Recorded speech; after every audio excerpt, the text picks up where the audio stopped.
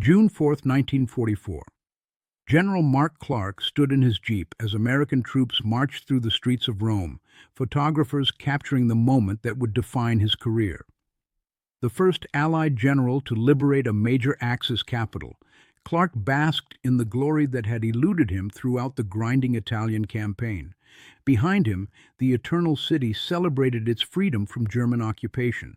Crowds lined the Via del Corso, throwing flowers at American soldiers and cheering their liberation. It was everything Clark had dreamed of, a triumphant entry into history as the conqueror of Rome. 15 miles to the southeast, Field Marshal Albert Kesselring was completing the greatest escape in German military history.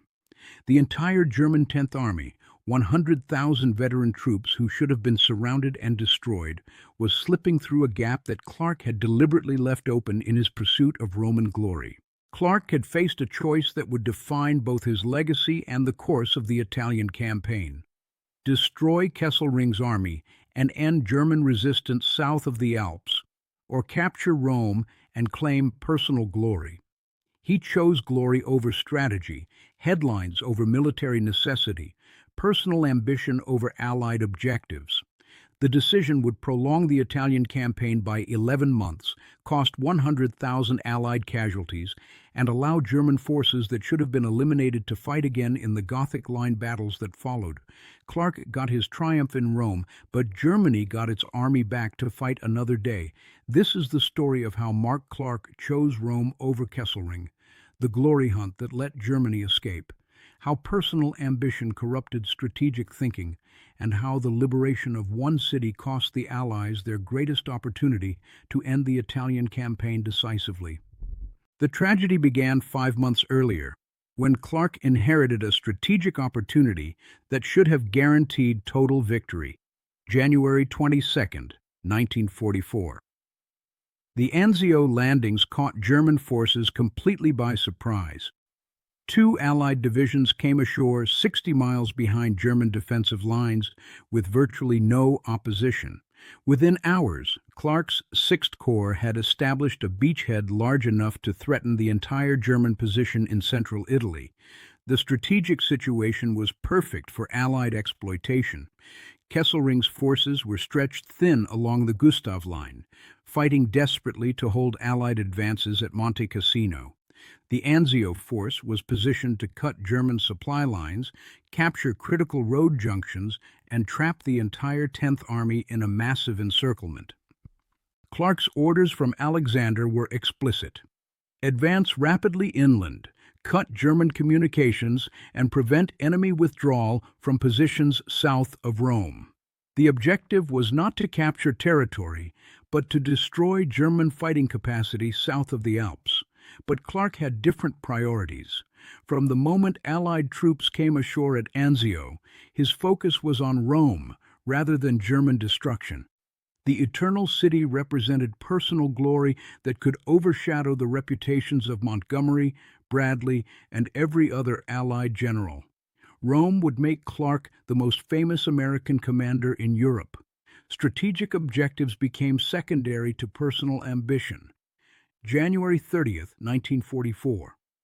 Instead of exploiting the Anzio surprise with rapid advances inland, Clark ordered his forces to consolidate the beachhead and prepare for German counterattacks. The decision gave Kesselring exactly what he needed: time to reorganize his forces and mount a coordinated response to the Allied threat.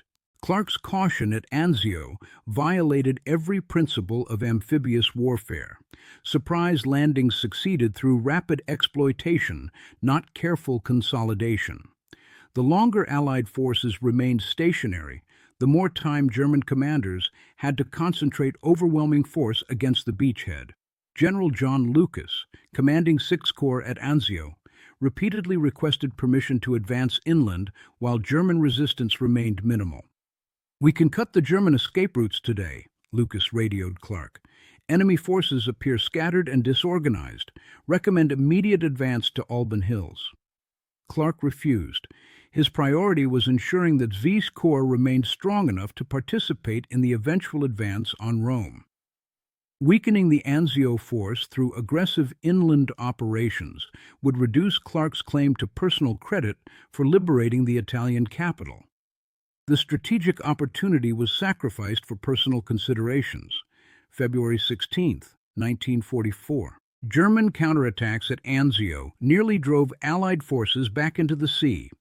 Kesselring had used the time Clark gave him to concentrate 4 divisions against the Allied beachhead, turning Clark's strategic opportunity into a desperate defensive battle. The irony was devastating.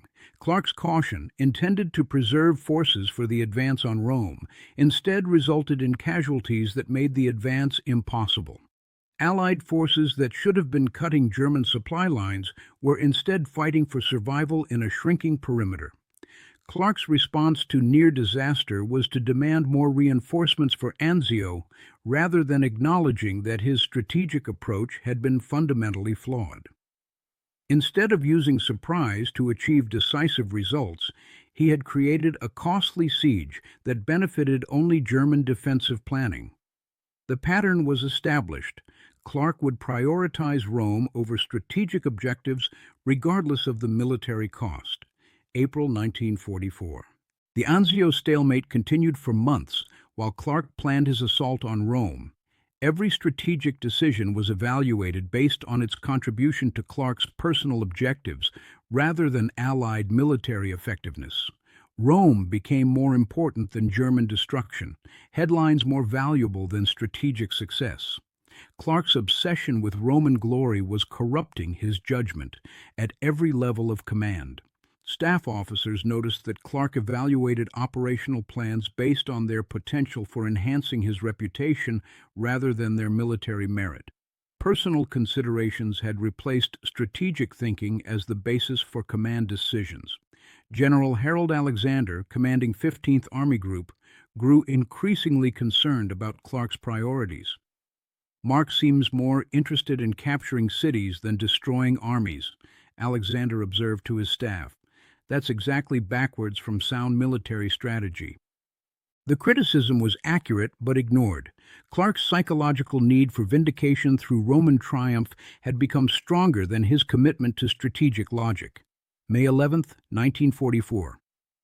Operation Diadem began the final Allied offensive to break German resistance south of Rome. Overwhelming Allied superiority, 28 divisions against 23 German divisions, massive artillery concentrations, complete air supremacy should have guaranteed rapid victory and German collapse.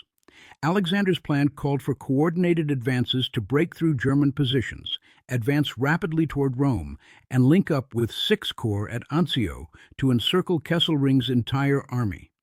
If executed properly, the operation would eliminate German fighting capacity in Italy and force German withdrawal to the Alps. But Clark had modified the plan during final preparations to ensure that American forces, rather than British or French units, would be the first to enter Rome. Political considerations became more important than military efficiency, and personal glory more valuable than strategic success. The modifications Clark insisted upon guaranteed that German forces would have escape routes available even if Allied forces achieved tactical breakthroughs. May 23, 1944. French forces achieved the breakthrough that shattered German defensive positions along the Gustav Line. The French Expeditionary Corps, attacking through terrain that German commanders had considered impassable, outflanked Monte Cassino and forced German withdrawal from positions that had held Allied advances for 6 months. The tactical success created exactly the strategic opportunity that Allied planning had envisioned. German forces were retreating in disorder, their communications were disrupted, and their commanders were struggling to organize coherent defensive responses to unexpected Allied collapse. Clark could reinforce French success and pursue retreating German forces to achieve decisive results, or he could redirect American forces toward Rome to ensure his personal credit for liberating the capital. Military logic demanded pursuit of defeated enemies. Personal ambition demanded pursuit of symbolic objectives. Clark chose Rome over strategy. May 25, 1944. Allied forces achieved the breakthrough that should have ended German resistance in central Italy. The Gustav Line collapsed completely, German reserves were committed and defeated, and Kesselring's forces began retreating toward Rome in growing disorder. The strategic situation was perfect for exploitation. German forces were retreating along predictable routes, their communications were disrupted, and their commanders were struggling to maintain any coherent defensive organization. A coordinated Allied advance could have surrounded and destroyed the entire German 10th Army. Clark faced the decisive moment of the Italian campaign. He could follow his orders and prioritize destroying German forces, or he could modify his objectives to ensure American capture of Rome. The choice would determine whether the Italian campaign ended in decisive victory or continued stalemate. Clark chose Rome, May 26, 1944. Clark issued orders that prioritized capturing Rome over destroying German forces. Instead of pursuing retreating German units and cutting their escape routes, Allied forces would advance directly toward the Italian capital along routes that left German withdrawal corridors open. The decision violated basic principles of military strategy that Clark had learned at West Point and practiced throughout his career. Destroying enemy forces was more valuable than capturing territory, and preventing enemy escape was more important than seizing symbolic objectives. But Clark's priorities had been corrupted by personal ambition. General Lucian Truscott, commanding 6th Corps at Anzio, understood the implications immediately. His forces were positioned to cut German retreat routes and trap Kesselring's army in a massive encirclement, but Clark's orders directed 6th Corps toward Rome rather than toward strategic objectives. "We have the opportunity to destroy the German 10th Army completely," Truscott argued, "but only if we cut their withdrawal routes immediately. Once they escape north of Rome, we'll face the same forces again in stronger defensive positions." Clark's response revealed his true priorities. The capture of Rome is a political necessity that outweighs military considerations. 6th Corps will advance on Rome as the main effort. June 2, 1944. German forces began streaming north through the gap Clark had left in his pursuit of Roman glory. Kesselring's entire army, divisions that should have been surrounded and destroyed, escaped to fight again in northern Italy. The strategic opportunity of a lifetime was sacrificed for headlines that would last a day. Truscott watched German columns retreating unmolested through areas his corps could have easily controlled. "We're letting the entire German army escape," he reported to Clark. "This is the greatest mistake of the Italian campaign." Clark's reply demonstrated how completely personal ambition had corrupted his strategic thinking. "Rome is our objective. Everything else is secondary to capturing the Italian capital before other Allied forces can claim credit." The confession was devastating. Clark was more concerned with Allied competition than German destruction. June 4, 1944. American forces entered Rome while German forces completed their escape to positions north of the city. Clark achieved his personal objective while failing completely in his strategic mission. Rome was liberated, but the German army that should have been destroyed remained intact to continue the war. The timing made Clark's personal triumph into strategic irrelevance. D-Day began the next morning, dominating headlines that Clark had expected Rome to generate. His moment of glory lasted exactly one day before being overshadowed by events in Normandy. But the strategic consequences of Clark's decision would last for months. The German army that escaped would man the Gothic Line positions that cost 100,000 Allied casualties in the battles that followed. Clark's pursuit of headlines cost more lives than any other single decision in the Italian campaign. The irony was complete. Clark got his moment of personal glory, but lost the strategic victory that would have justified it. August 1944. The Gothic Line battles began against the same German forces that should have been eliminated at Rome. Kesselring's divisions, given time to prepare defensive positions in northern Italy's mountains, turned every Allied advance into a costly frontal assault. The 10th Army that had escaped Rome was now inflicting massive casualties on Allied forces, attempting to break through prepared positions. Every German soldier shooting at Allied troops was a soldier who should have been captured or killed in June if strategic logic had prevailed over personal ambition. Clark's moment of Roman triumph was being purchased with the blood of soldiers who died in battles that proper strategy could have avoided. Personal glory achieved through strategic failure was proving to be the most expensive kind of glory possible. September 1944. The full cost of Clark's decision became clear as Allied casualties in northern Italy mounted steadily.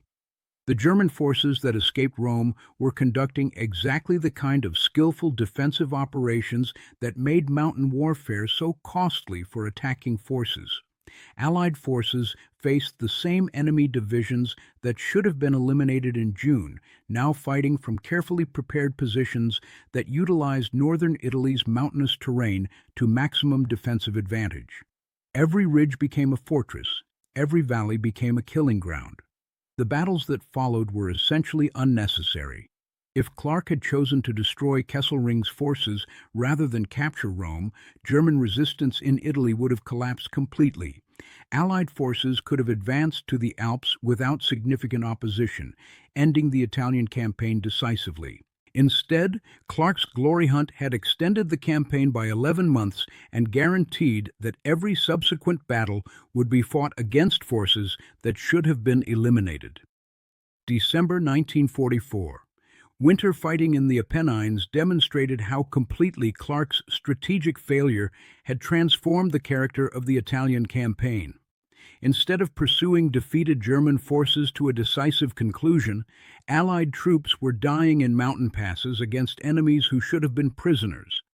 American divisions that had participated in the liberation of Rome were now suffering heavy casualties in battles that Clark's strategic decisions had made inevitable. The same soldiers who had cheered his triumph in June were paying the price for his ambition in December. Clark's reputation, briefly enhanced by Roman headlines, was suffering from the prolonged casualty lists that resulted from his failure to end the Italian campaign when the opportunity existed. Personal glory purchased at the cost of strategic effectiveness was proving to be no glory at all. May 2, 1945. German forces in Italy finally surrendered, 11 months after Clark's triumphant entry into Rome. The Italian campaign had lasted 608 days and cost 312,000 Allied casualties, casualties that strategic competence could have reduced dramatically. The final accounting revealed the true price of Clark's decision. The German army that escaped Rome went on to inflict over 100,000 Allied casualties in subsequent battles. Divisions that should have been destroyed in June 1944 were still fighting in April 1945. Clark's moment of personal glory had cost 100,000 Allied lives. Post-war analysis confirmed what Truscott had argued in real time. The opportunity to destroy German forces in June 1944 represented the decisive moment of the Italian campaign. Clark's choice to pursue Rome instead of strategic objectives had transformed certain victory into extended stalemate. German commanders acknowledged the reprieve Clark had given them. Kesselring later wrote, "The Allied failure to cut our withdrawal routes north of Rome saved the 10th Army from complete destruction. We escaped to fight again when military logic suggested our campaign should have ended." The admission was devastating. Germany's most competent defensive commander acknowledged that Clark's decisions had saved German forces from annihilation.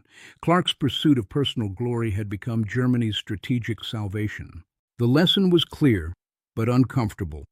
Personal ambition could corrupt strategic judgment so completely that victory became defeat, success became failure, and liberation became prolonged warfare. Clark had chosen Rome over Kesselring because headlines mattered more to him than military effectiveness. He got his headlines but lost the war-winning opportunity they were supposed to commemorate. In the end, Clark's glory hunt represented everything wrong with coalition warfare when personal objectives conflicted with strategic necessities. Commanders who prioritized individual recognition over military results inevitably achieved neither recognition nor results. The general who chose Rome over strategic victory got neither Rome's lasting glory nor strategic success. His triumph lasted one day. His failure cost 100,000 lives. It was the ultimate demonstration that military command required subordinating personal ambition to strategic objectives. When generals fought for glory rather than victory, glory became meaningless and victory became impossible. Clark's decision to let Germany's army escape would be remembered long after his moment of Roman triumph was forgotten. The headlines he pursued became footnotes to the strategic disaster he created. The Eternal City was liberated, but the eternal war continued because one general chose personal glory over strategic victory. Rome was free, but Germany's army lived to fight another day. That trade-off defined not only Clark's legacy, but the entire character of command decisions that prioritized individual recognition over collective success.